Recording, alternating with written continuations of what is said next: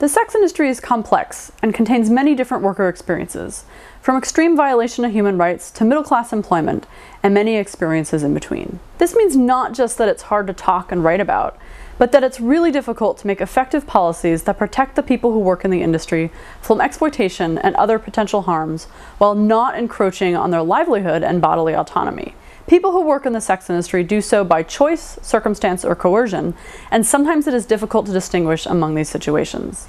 It is vital that we as policymakers, advocates, managers of programs at non-governmental organizations, and members of civil society, including people who work in the sex industry and people who patronize the sex industry, ensure sex worker rights and access to health and social services. I am a former sex worker and a current sex worker rights advocate.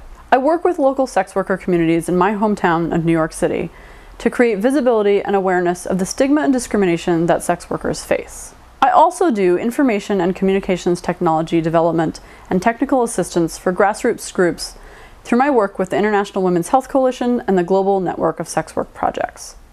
As the co-founder of the Sex Work Awareness Project, I lead media training workshops for sex workers who are seeking to do media advocacy work and improve their ability to interface with mainstream media. I host a monthly public storytelling series, the Red Umbrella Diaries, where sex workers tell stories about their lives. I am committed to putting sex workers at the center of conversations about our welfare.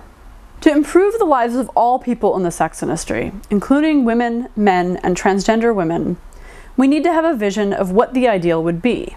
And even though it seems like a somewhat fantastical and out-of-reach exercise, I think it's important to dream of a better future for sex workers. Ideal conditions for sex workers would recognize and protect their human rights and dignity.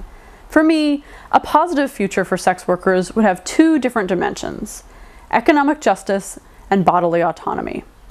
In a better world, people would be able to freely choose how they make a living and with whom they choose to share their sexual selves. Throughout the world, wage inequalities between men and women are firmly entrenched. Women make less money than men in all industries except for the sex industry. Whether women are in the sex industry because of the coercive acts of men who know what women's market value is, or because of the economic circumstances of their lives, many will not have the option to leave the business unless there are viable jobs that pay as well or better than sex work. The fault of this situation does not lie with the sex industry, but rather with the greater structures of sexism and valuing of women's erotic labor over other forms of work. It is a problem that needs to be fixed on a grand scale and cannot be solved by eradicating the sex industry. Throughout the world, women are robbed of their bodily autonomy through rape, early and forced marriage, inability to access safe abortion, and intimate partner violence, to name just a few. Although some advocates regard sex work as violence against women, it is the culture at large that is harming women and perpetuates violence against all women, especially those who are transgender, poor, or vulnerable to abuse. To view the work itself as harm is a narrow vision. It is only with economic justice and bodily autonomy for all people, including men and transgender women, that a better reality for sex workers can be attained.